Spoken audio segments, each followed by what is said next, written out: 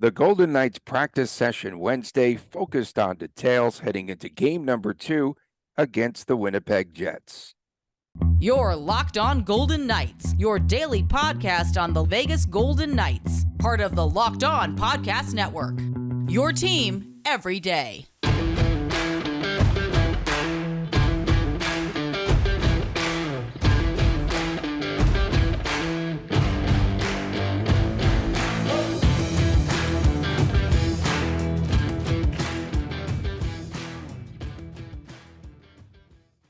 Hi again, everyone. I'm Tony Cardasco along with Chris Golick. You could find us on Twitter at Locked On VGK, at Tony Dasco, at TD Chris G, and Locked On Golden Knights on our sizzling hot YouTube channel. Please subscribe there. Sizzling. So the Golden Knights had a practice yesterday, and they focused on a lot of the smaller details. And Riley Smith, when he spoke to the media, Chris, he discussed about how the team needed to practice and practice hard after the opening game loss. And he said that the key coming into tonight's game is pushing Winnipeg outside when the Jets come into the offensive zone. Remember, yesterday we were talking about a team that wants to go under Rick Bowness north-south. And so let's first of all look at that adjustment and how will the Vegas Golden Knights accomplish that. You said sizzling hot YouTube. I just clicked really fast while you were doing that. We had 800 people watch our show a couple of days ago, and viewers our subs are going way up right now. So thank you, folks, for that. First of all, that was a nice little surprise. I sent Tony a text last night and said our last show was approaching 400 this morning. It's at 800. So I guess that's a good thing. So thank you all for checking it out, and hopefully we'll be around with you for a long playoff run.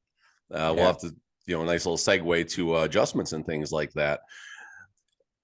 You can't, it's tough to just simply take a team out of their game. I mean, the VGK was taken out of their game, so to speak, on Tuesday. So can they adjust and respond? You go back to the regular season games. I believe I covered both of the regular season games, the one where they pretty much, for lack of a better term, just walked all over Winnipeg. And then the second time they played, it was a little bit of a closer game. So there's been some adjustments already being made in season by the Winnipeg Jets. And then you look at Tuesday's game, obviously that was the crest, if you will, as far as adjustments go. So can they basically slow down Winnipeg's in-your-face north-south style? You hope so. They're going to need to. But this is maybe where the lack of physicality is going to hurt the Vegas Golden Knights. This has been something we've been talking about. It's kind of been pushed under the rug lately because things have been going so well as regular season ended up. But we did mention a few different times that physicality is a concern. And on the other side of the ice, VGK needs to simply, as Cassidy says it, get inside. Instead of Cassidy saying, oh, we can't figure out what's wrong with the second period or the team isn't ready for the game. Now the new problem besides the power play is physicality and getting inside. So, fight fire with fire, so to speak. Sure. But, is Keegan Kolesar the answer when it comes to that physicality? Yeah. Let's see if there's any momentum shift after that and the big late hit. What line changes would you suspect we see here in game 2? I know Cassidy had hinted, and we saw it for a brief while there, one of the 23 Mark Stone shifts, which was just too heavy of a workload. I'm sorry. But he hinted yesterday about an Eichel, Stone, Stevenson line, and eventually I think it will morph into that. But what line changes, are there any players you could see that will be inserted into the lineup for game number 2 tonight? Doubtful. It looks like they're at least going to start the game with how they started the game on Tuesday, which is pushing Stone back to line 3. But if push comes to shove, I do see Stone going back up. I mean, I'm kind of surprised they're not starting with that Stone Eichel line that you just mentioned. I figured with the amount of shifts that they had together, they basically played most of the second and the entire third period together. You figure that was what the end game was, so to speak, for these lines. Outside of that, there's not going to be any changes tonight that I'm aware of unless there's a surprise. There was a couple players that had maintenance days yesterday. Braden McNabb had a personal day yesterday, but Cassidy's quote was he does not expect any surprises. So you can talk about a couple of things right now. And the first thing I'll mention is Will Carrier. what's his situation? He's in the non-contact jersey. Usually the non-contact jersey indicates, a 3 to 4 to 6-day window for when he's going to return. You can even look at what Mark Stone was doing last week, who was out even longer than Will Carrier. So Will Carrier might not need as much time. Now, let's just fast forward. Let's say game 3. I don't think it's going to be tonight. Let's say game 3, Will Carrier draws in the lineup. Doesn't even matter who he's going to replace at the moment. Let's just say he draws in. Is Will Carrier going to be in the same spot where Mark Stone is? And not necessarily White Cloud to the same degree, but, a player coming back from a mid to long-term injury, whereas now you have 3 players who, I don't want to call them anchors on the ice. That's definitely not the proper way, but that's the similarity as far as, their speed as they're getting back to game, to game speed. I didn't necessarily like White Cloud's game on Tuesday either. And we'll hope that's simply the first game, jitters, first game, back from injury. And Mark Stone, we certainly hope he's going to have more energy and more speed tonight. Yeah, I'm just getting a feeling that perhaps, and we spoke about it yesterday, there was some of VGK overlooking Winnipeg, just based on Cassidy and the way he's talking and the way now that he says that he believes that they could get to Hellebuyck. He said yesterday he felt that, again, they do need that net front presence because he feels that you could force Connor Hellebuyck into a lot of mistakes, and he makes mistakes by giving up rebounds, and rebound control for Winnipeg is going to be a major key tonight in this game. Connor Hellebuyck has been doing this for a long time and doing it at a very high level for a long time. I think there's more times than not he's getting greater than 50 starts. Don't quote me on that. I'm just simply guessing, but I know he gets a ton of starts every single year and is a huge reason for any level of success that Winnipeg gets, whether they're simply in the 8th seed like they are, wild card 2, or if they, make a higher run at the division. He's a huge part of that. So I think Cassidy might be trying a little bit of gamesmanship, hoping, Hellebuyck happens to turn on a little presser or something like that. But I don't think Cassidy's comments are going to go that far. But back to Hellebuyck, he's a world-class goalie. He's been carrying that team for, basically the last half decade or so, if not even longer. And that was my concern. I probably said this about 2 months ago on the show where, we were talking about who we might want to see VGK play. And we talked about LA, we talked about Seattle, talked about Edmonton. You did not want to play Winnipeg. You said I didn't no want to way. play Winnipeg. Connor Hellebuyck scares me by himself. And outside of Hellebuyck, Winnipeg, they're not as heavy. Going back to the Dustin Byfuglien era, of course, when we played Winnipeg in 2017-18, they're not as heavy as they were during that time, but they're still a big and heavy team. And the VGK are not as big and heavy. You go back to the season 1 team who was able to, they definitely fought back a little bit to Winnipeg's physicality. And I know everyone's going to say, oh, but we had Ryan Reeves back then. Just stop it. Just go. I know. Okay, Ryan Reeves had the game winner in the conference final. I get that, everybody. I get that. But Reeves was not the sole reason that we were able to get past the Winnipeg Jets. You just got to find a way to slow their game down a little bit and make them, force them a little more to the perimeter, I guess. Make them go to the outside, make them, instead of doing the dump and chase, make them try and make the entries at the blue line. And maybe that's where you can slow them down a little bit. Thinking back to a defensive style like the Carolina Hurricanes, where they kind of stack the blue line, so to speak. I know Winnipeg is going to be willing to dump and chase, and so what? Then VGK will have to match that. On the other side of the ice, VGK needs to commit to getting pucks deep. Just fight fire with fire, get the pucks deep, beat up those defensemen, make Nate Schmidt nice and tired, and then find a way to hopefully fatigue them into a mistake, sometime later in the game. Why is one of the buzzwords, okay, we've talked so much, excuse land for VGK over the course of this season is injuries. But following this game, VGK had to fight off a lot of rust. And I was trying to figure this one out, but the only player that was rusty was Mark Stone. And Stone and Eichel, I forgot to mention yesterday, Stone was also -3 on the ice. But, again, I just think that that's on Cassidy for playing him way too many shifts, way too much time. And Stone played more minutes and seconds maybe than Jack Eichel in that game. But what rust are we talking about here? That's the only rust. You're not talking about a team that was off from a Thursday to a Tuesday night. Rust was the excuse. I just had that up to here yesterday. No, I mean, the reality is Mark Stone missed a lot of time. Zach Whitecloud missed a little bit of time. So going back to the Stone side of the conversation, his rust, if you will carry. I like that. Will carry. Carry. Sorry. I like that. Yeah. His rust be portrayed upon his line mates, so to speak. And you certainly saw that. I didn't feel Mark Stone, it just wasn't very effective. Like even when he's on the ice, not terribly effective. Now, something that he does well is where, especially in a game where the VGK is having a tough time, is gaining entry across the blue line while possessing the puck. He has that ability. He's not a fast player. I mean, definitely, especially right now, he's not a fast player, but he is smart with the puck. And like Jack Eichel, he can create time and space for other players, and maybe even a little bit smarter between the blue lines than Jack Eichel, who might get a little bit ahead of himself and just try and make one too many moves. So, that was one of the lone bright spots of Mark Stone's game. Hopefully we'll get a couple more power plays. Maybe Mark Stone can chip in from the bumper and do something, and it'll all just kind of work itself out. But back to the rust, the only way you're going to shake that rust off is by playing him. You're going to play him. You're going to have to play him a lot, which Cassidy did. That might have been the game plan. I mentioned this on yesterday's show. There was no pitch counts that Cassidy was aware of going into the game. Just basically, getting back to game speed, shaking off that fatigue. So play him, get him out there, get him in multiple situations, get him comfortable again, get Stone hitting. He did have a nice big hit in the game.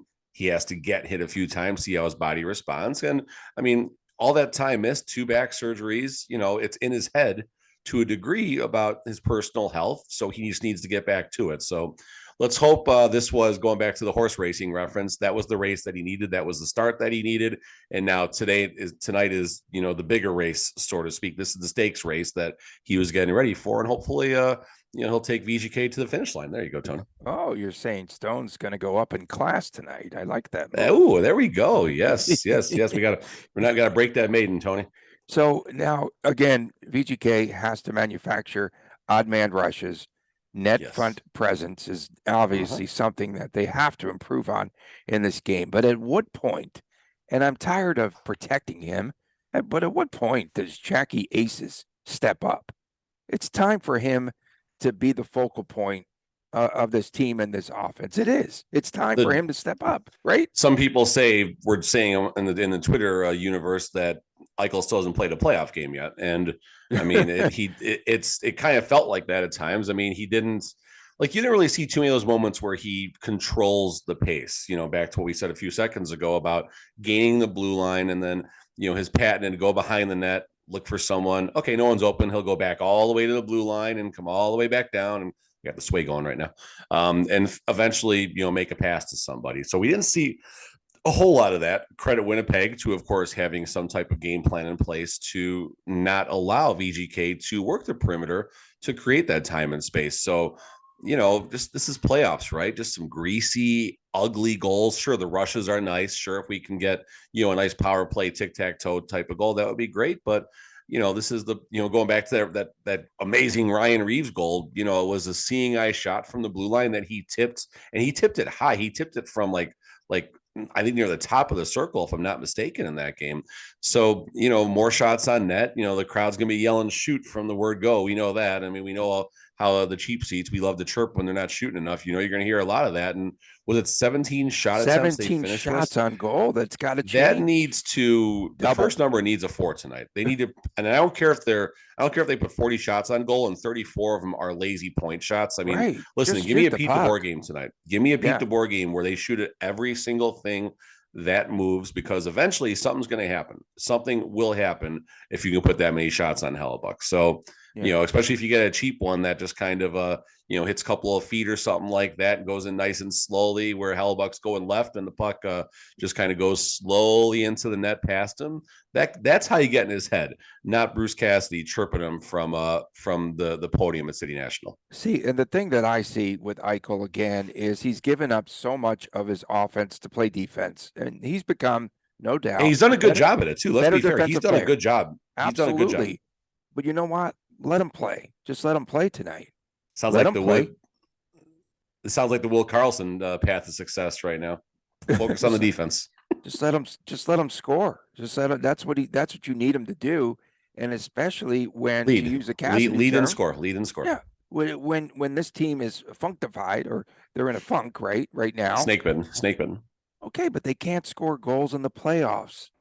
And sooner or later, that's been a concern for goals. ages. Basically the last 3 runs. Way back in the year, way back in the history of this franchise in playoff games. Seasons 1 and the Galan era was fine. The DeBoer area, and obviously Cassidy is incomplete, so we're not going to blast him too much now. Well, at least I'm not going to. I know you are, Tony. No, I'm not blasting. No, I'm just no. You're making fair points. You are making fair points about VGK's concern scoring goals on the big stage, and it is a concern. The power play, I'm sure we haven't. I don't know if we said it or not yet, but that's obviously, listen, we got to score on the power play. Can't say it enough. They do have to score. Just 2 for their last 22 in the last 8 games. And I wonder if you bring that back to playoff play, how that resonates as well, which is probably going to be even worse. I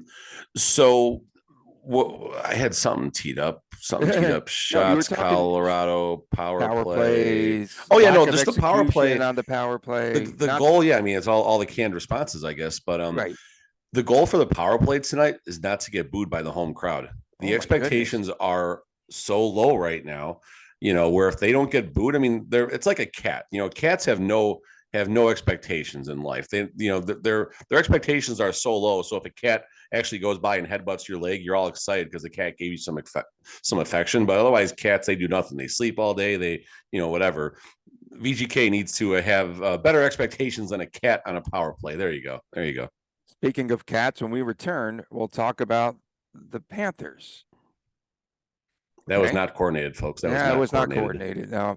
And Boston now on the ropes, perhaps. We'll talk about the playoffs. They're not on the ropes. Much more coming your way. Later on, we'll have our predictions and our locks of the night. Jackie aces. He's got to do something.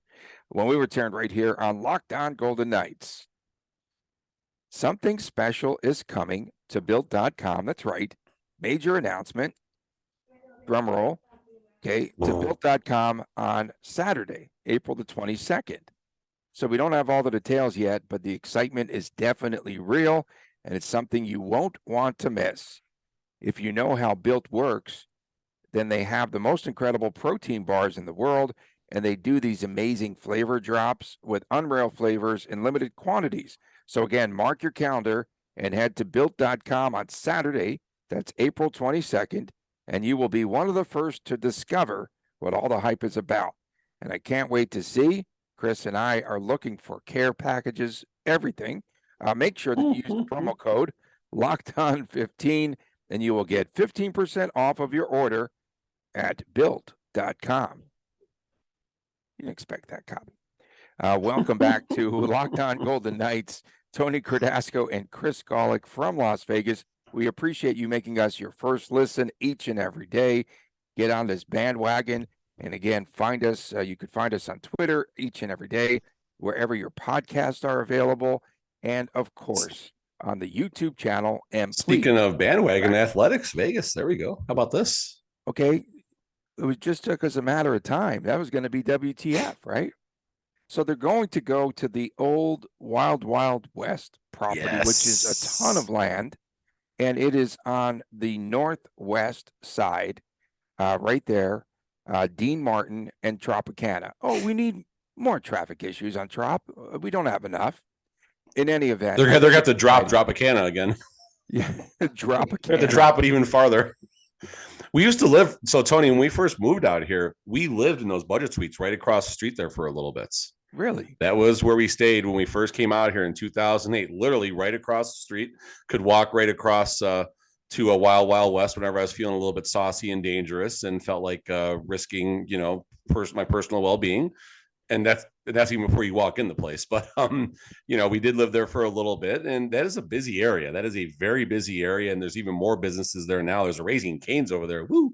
But that whole area is definitely getting a lot better. Don't forget about In-N-Out Burger. That's a In-N-Out Burger. That I think it's the OG one in the city too, right? Yeah. Someone said yesterday, oh yeah, that area needs more traffic, around In-N-Out Burger. Yeah. I mean, hopefully there's something involving, you can maybe even make a case now where they can make some type of joint exits that goes directly to wherever their parking is going to be and share it with, the T-Mobile entrances and stuff back there. And there's a lot of stuff they could possibly do to, hopefully enhance that. I mean, listen, they've done a good job with the area around T-Mobile as far as traffic goes.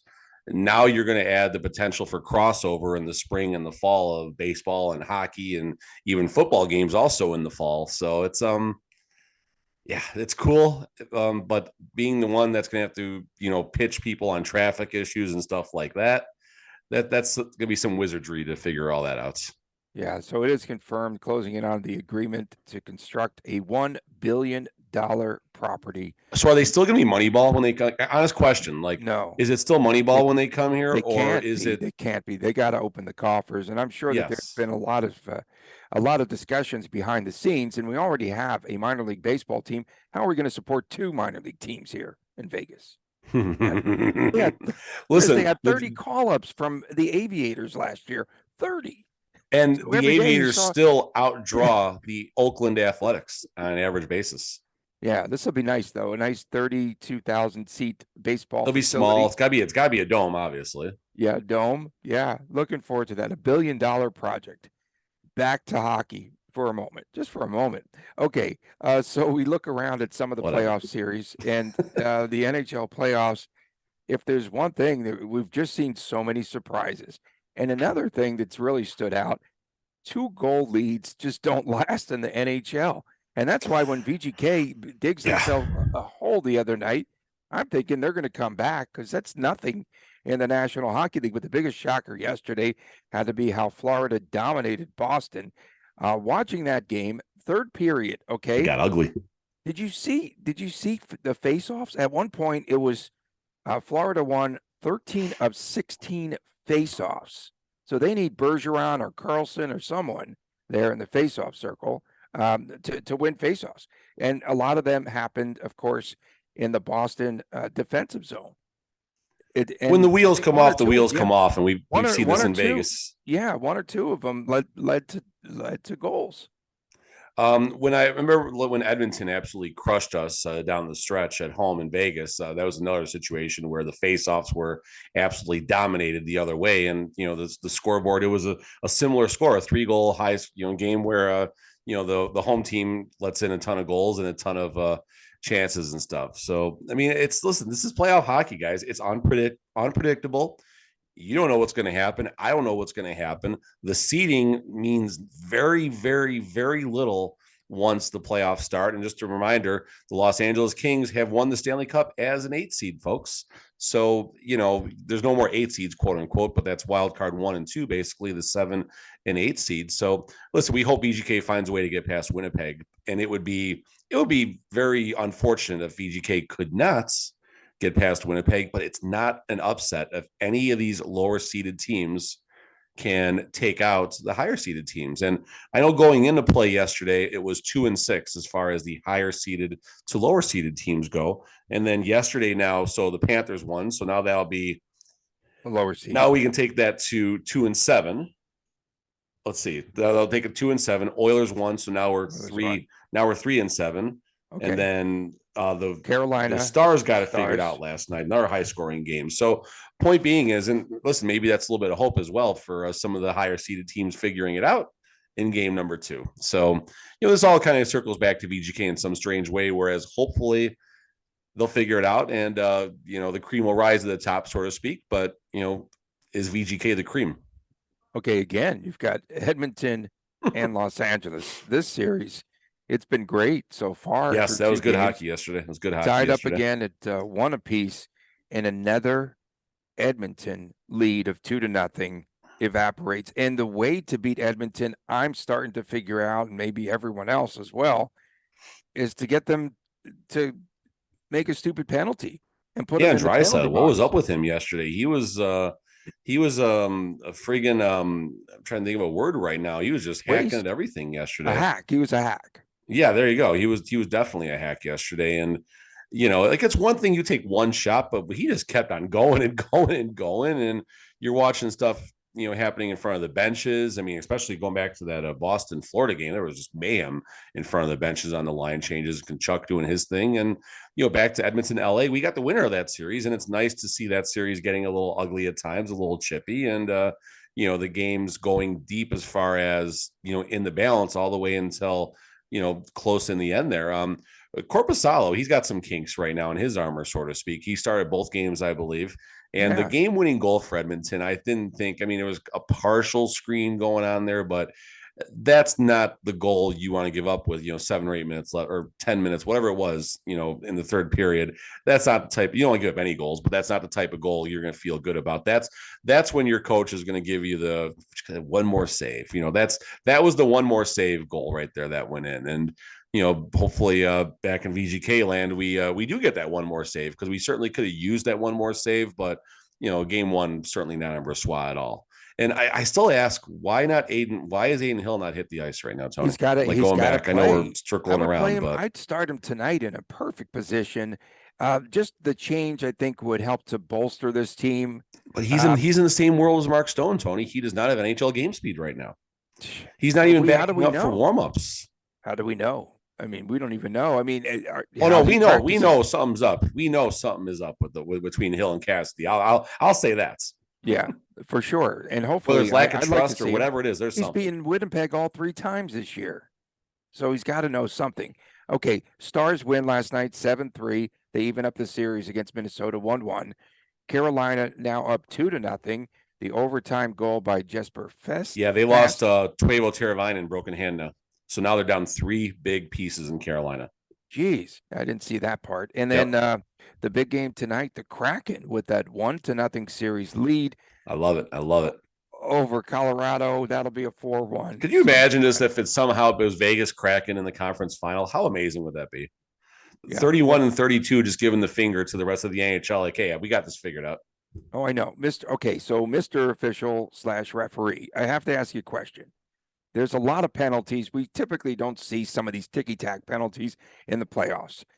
Do you feel the officials are currently setting the tone for the rest of the series or the playoffs by calling a lot of these penalties early? Because I seem to think that there's more penalties that are being called through the first game or two than we've seen in the past. And depends on what fan base.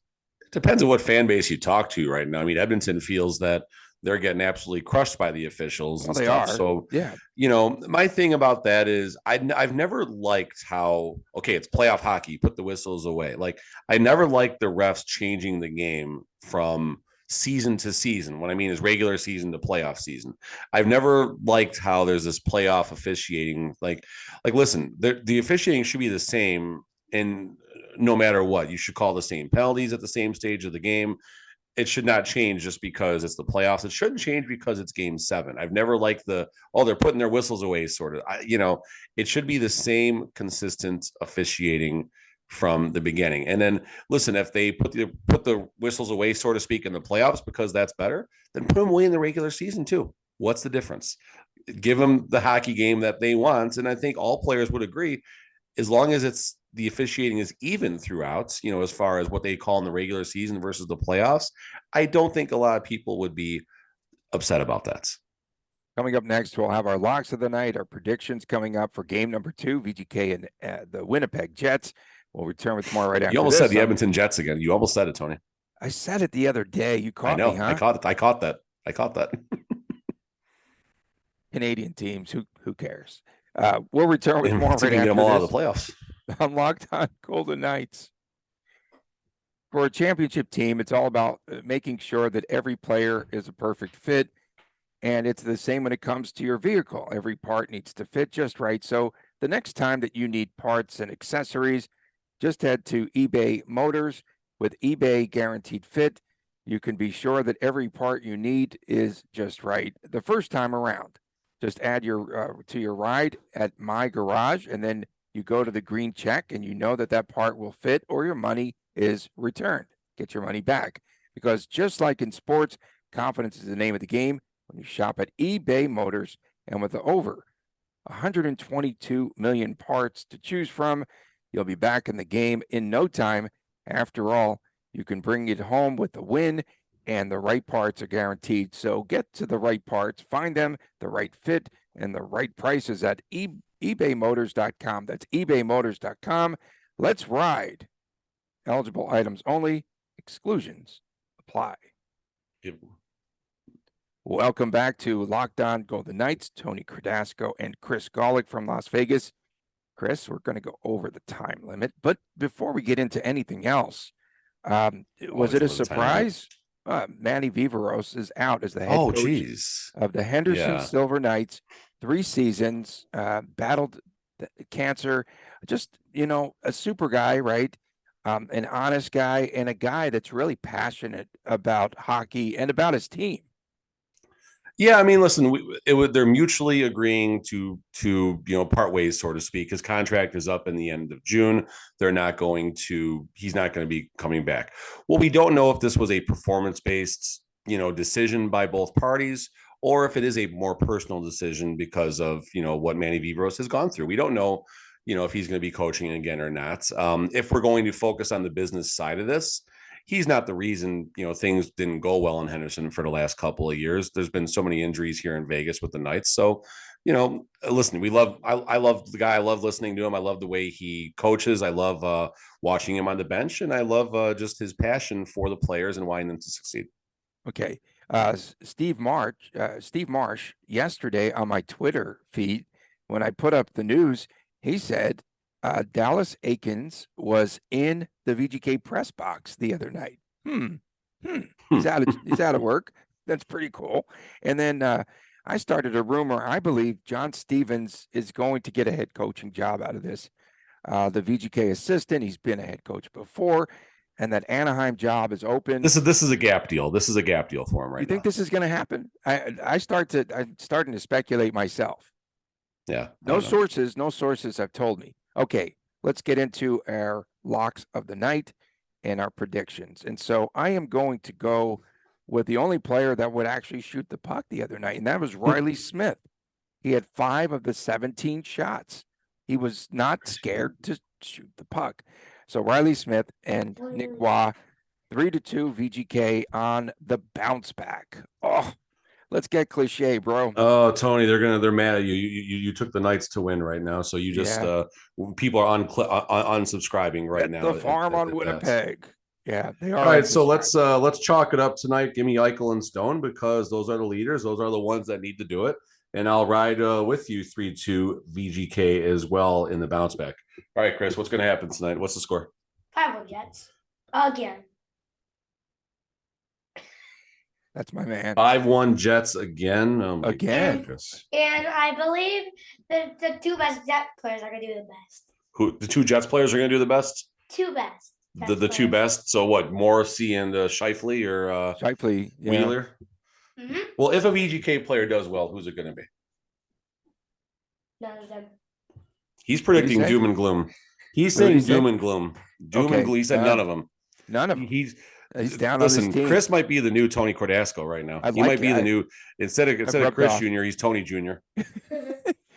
Will VGK score in this game? Holy smokes. They need to score goals. You gotta find 3. You gotta find 3. VGK. I think everyone, there's no questions about that yesterday at the presser. None. Listen, I don't know. I mean, it's man. I would shake it up. I would do it. We've talked about that before versus the heat you get elsewhere, and maybe give it time. I don't know. I think number of shifts has to be over under 18 and a half for Stoney. I called him Stoney. How about that? I think he gets Stoney. I think he gets Stoney. Okay. And it's 420, so he is Stoney. I was just thinking that, Tony, when you said that. And who was we had a stoner on the team. We had a stoner, remember? We from Anaheim, we got something, and that was like every VGK fan thinks they're the first one to walk around with the stoner jersey. There'll be plenty of them in the crowd tonight, and hopefully it's a complete stoners sellout. Or stoner jerseys. Hopefully it's a complete sellout. There were some empty seats I saw on TV. Yeah, there's always empty seats on TV, but I'm sure it was 18K plus on paper.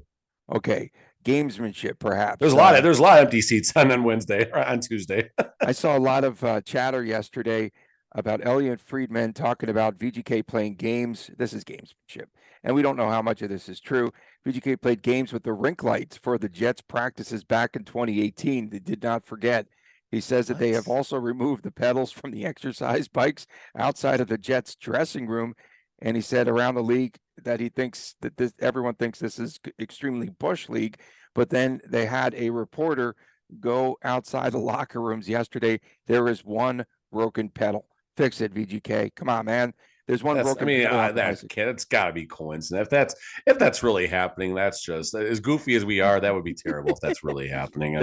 Listen, if a fan pulls the fire alarm in the hotel, so be it. We can't fix that, Tony. But right. What hotel? Although in Vegas, no one leaves a hotel when that happens anyway. What hotel? Yeah, these fans are not fierce, man. You got to get savagery going and start to call the team hotel. Where are they staying? Take all the cream away from the coffee in the lounge if you want to do something. I don't know. Of course, coming up tomorrow, we will have a recap. And everydayers, thanks so much for making Locked On Golden Knights your first listen each and every day. And again, more tomorrow and the recap of game number 2. And also tomorrow, of course, it is WTF. We don't want too much to happen in this game tonight. It might get ugly if we go 2 for WTF, Tony. It might get ugly. All right. We hope that the fans start chirping early and often. For my man, Chris Golick, I'm Tony Cardasco from Las Vegas. We appreciate you tuning in. Make sure you check out the YouTube channel, Locked On Golden Knights, and please subscribe. We'll see you tomorrow right here on Locked On Golden Knights.